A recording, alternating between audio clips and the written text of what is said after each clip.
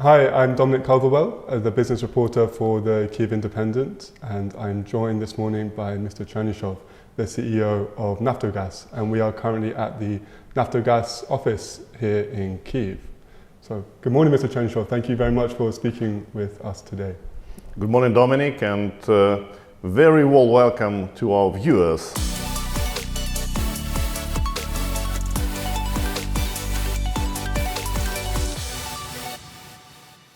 A Russian strike recently hit one of Naftogaz's underground gas storage facilities in western Ukraine. And this is as Moscow continues to target Ukraine's energy sector. What impact did this strike have on Ukraine's gas security and energy sector as a whole?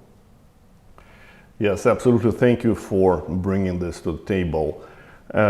Actually, Naftogaz Group has been intensively targeted as the destination for Russian attacks. And it's not only west of Ukraine, it's the central, eastern, southern Ukraine, different businesses of Naftogaz, gas production, oil production, refineries, gas distribution, our combined heating and electrical plants, everything. And you're right, this week has been quite intensive. In that regard, this Sunday morning, Lviv region has been significantly attacked with barrage of missiles and drones, and some of Naftogaz assets have suffered over there. I have personally visited the site in Lviv region this Sunday, and I have to admit that the outcome of it will not be non-critical. Naftogaz would keep fulfilling its obligations in front of our clients, non-residential and residential. And what is most important, we will fulfill our obligations in supplying gas and stable supplying gas towards Ukrainian people and Ukrainian households. This is guaranteed from Naftogaz.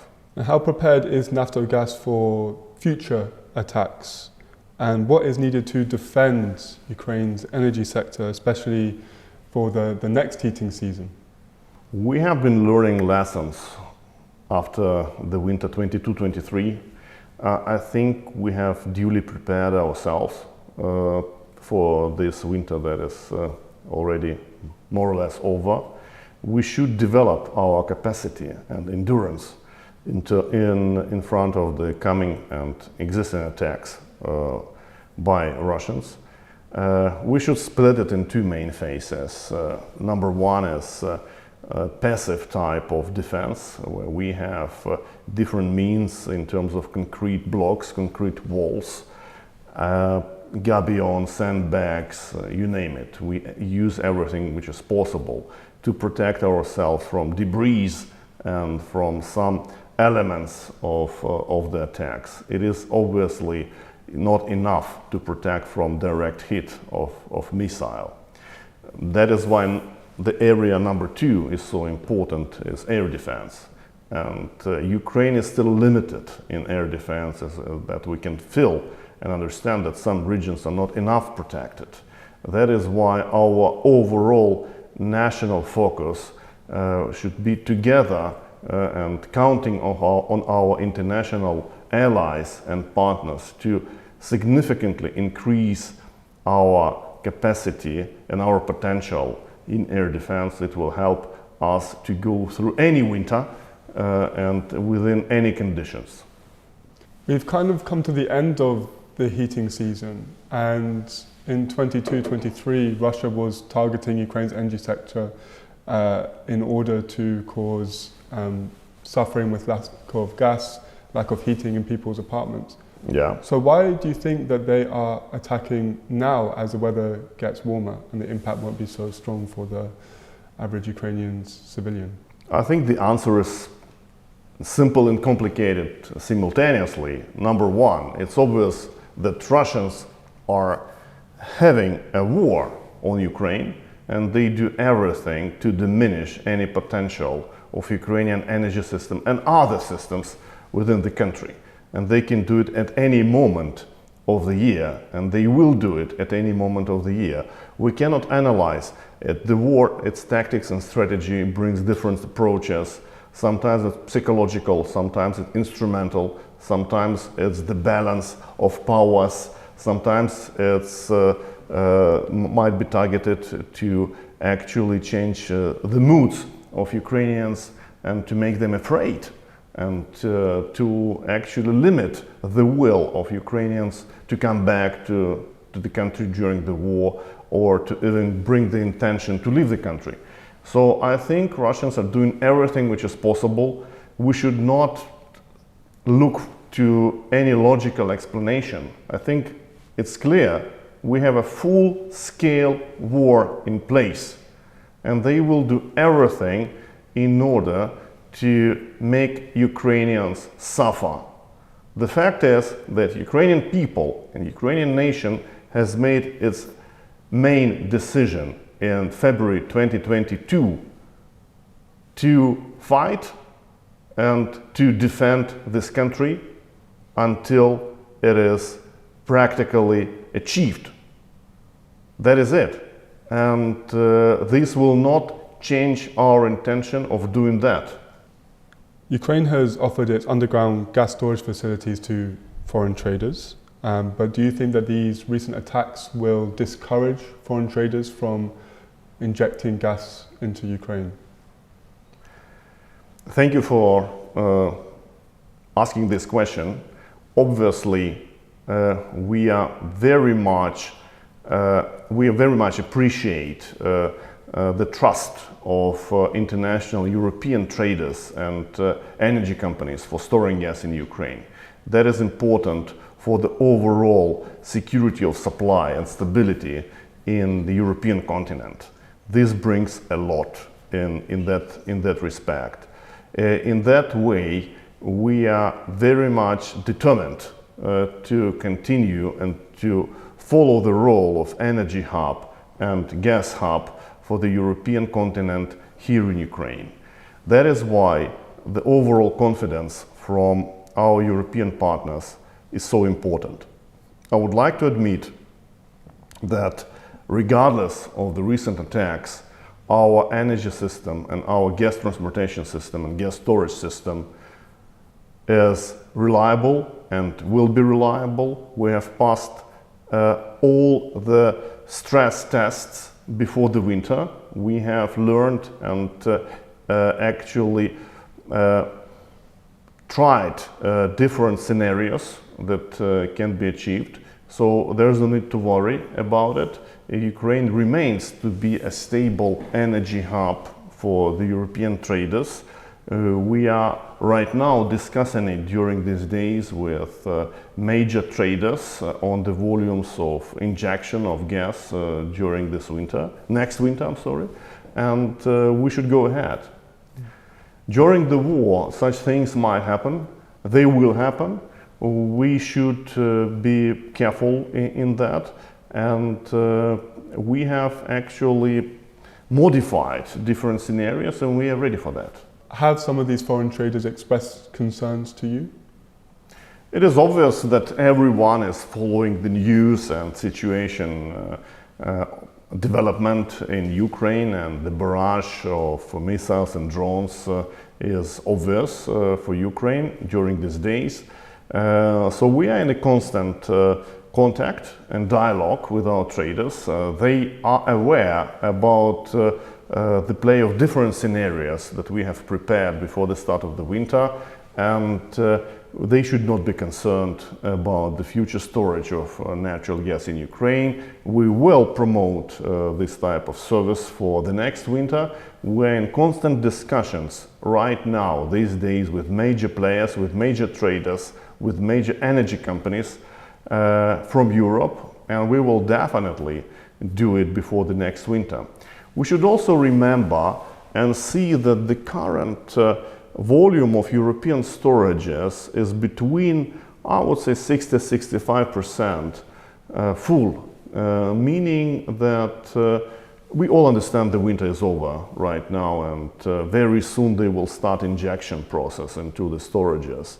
And obviously they might be full already by September, meaning Ukrainian storage system is quite, objectively demanded and can be of use during this next winter. That will help overall European stability, and what is more important, not only the volume stability, but price stability, which is so critical for the European economy.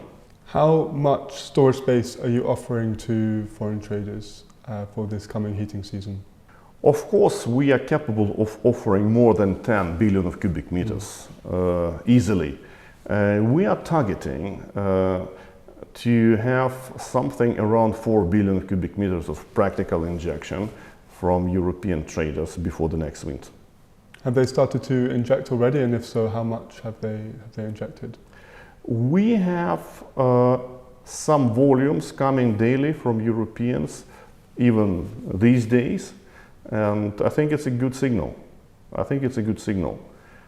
Can you say how much?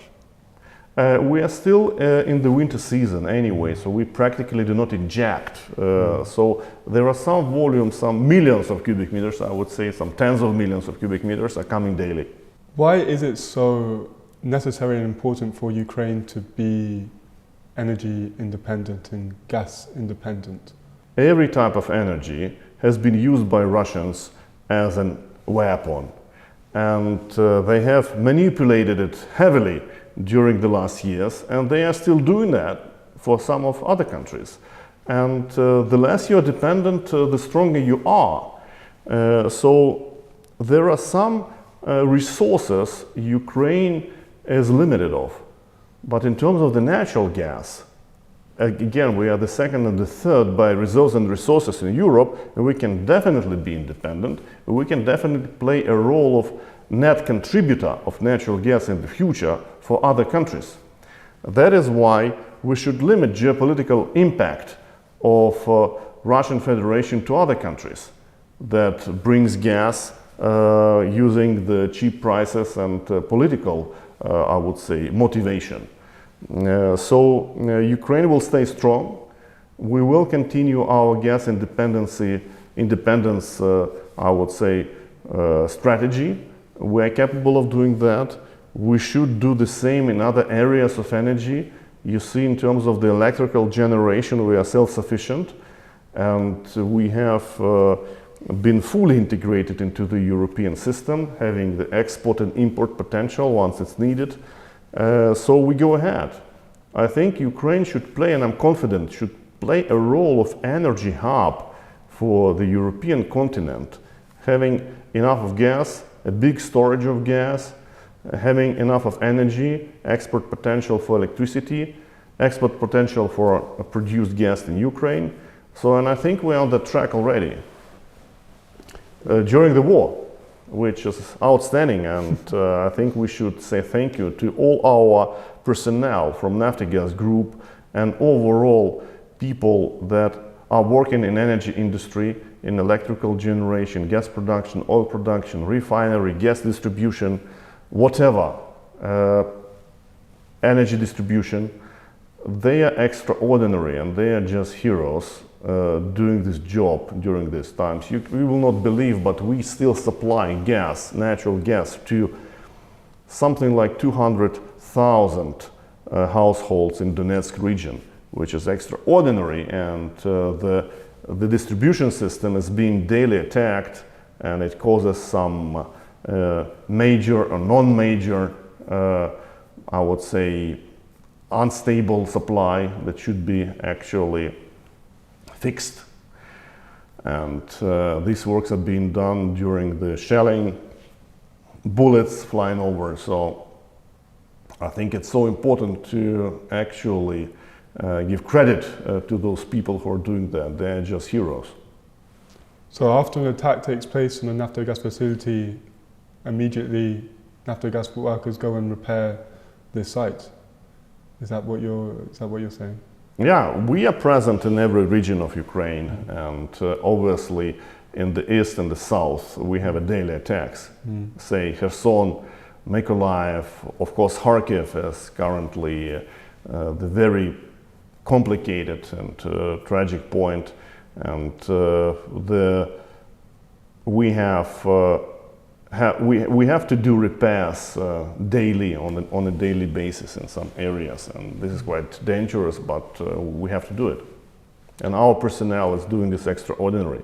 Brilliant. Mr. Chernyshov, thank you very much for your time. Dominic, it's my pleasure. Very interesting speaking to you. Thank you. Thank you for watching our interview. If you're a fan, please subscribe to our YouTube channel, Kyiv Independent.